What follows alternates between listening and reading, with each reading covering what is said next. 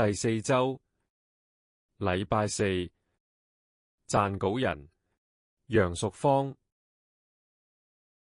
馬太福音第18章1至9節。當時，門徒進前來，問耶穌說：天國裏誰是最大的？耶穌便叫一個小孩子來，使他站在他們當中，說：我實在告訴你們，你們若不回轉，變成小孩子的樣式，斷不得進天國。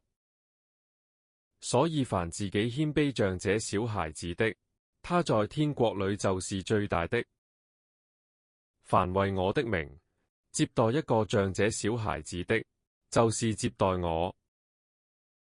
凡使這信我的一個小子跌倒的，倒不如把大磨石存在這人的頸項上，沉在深海裏。這世界有禍了，因為將人絆倒。絆倒人的事是免不了的，但那絆倒人的有禍了。倘若你一隻手或是一隻腳叫你跌倒，就砍下來丟掉。你缺一隻手或是一隻腳進入永生，強如有兩手兩腳被丟在永火裏。倘若你一隻眼叫你跌倒，就把它剜出來丟掉。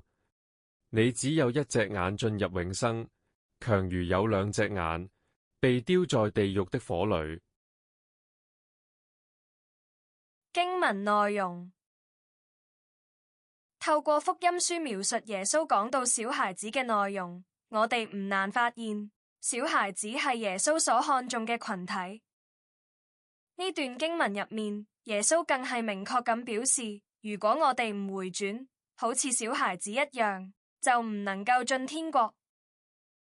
耶穌講呢句說話之前，門徒正喺度問耶穌：天國裏誰是最大的？佢哋喺度爭論緊邊個最大，即使去到天國，仍然追求做大哥，要掌控權力。但係耶穌話唔需要討論邊個大邊個細，如果唔識得謙卑自己，好似小孩子咁純粹，根本連天國都入唔到。門徒必須下定決心，除去令小孩子跌倒嘅罪惡根源，免得成為人進入天國嘅阻攔。細思慢想，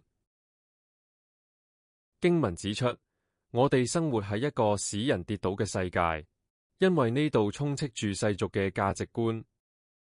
門徒爭論天國入面邊個最大，亦都係受住世界嘅價值觀所影響。然而，耶穌看重嘅卻係人謙卑如小孩子，全然信靠主嘅內心。呢個期望顛覆咗世俗嗰種汰弱留強、勝者為王嘅觀念。屬天嘅價值觀正正同世俗嘅價值觀唔相符，所以耶穌亦都曾經話：你們若屬世界，世界會愛屬自己的；只因你們不屬世界，而是我從世界中揀選了你們，所以世界就恨你們。當我哋決心跟從耶穌嗰陣，就要調校自己嘅目光，認真追隨屬天嘅價值。向上帝祈禱。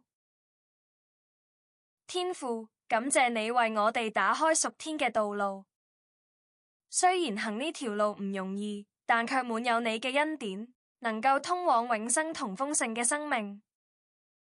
喺世界入面生活，每日都要面對唔同嘅挑戰，求主加添我哋力量，又願主保守我哋，能夠持守你嘅教導，成為你嘅見證。奉主耶穌基督聖名祈求，阿門。行出真道。我哋認清自己嘅身份係天國子民，應該遵行天國嘅價值觀，常常閱讀聖經，明白上主嘅教導。當遇到同聖經唔相符嘅價值嗰陣，我哋要有智慧去分辨同埋拒絕。嘗試安排一個讀經計劃，有系統咁去讀聖經。反思問題：喺你嘅生活或者工作環境入面，有乜嘢價值觀係同聖經嘅教導相違背嘅呢？你會點樣去面對？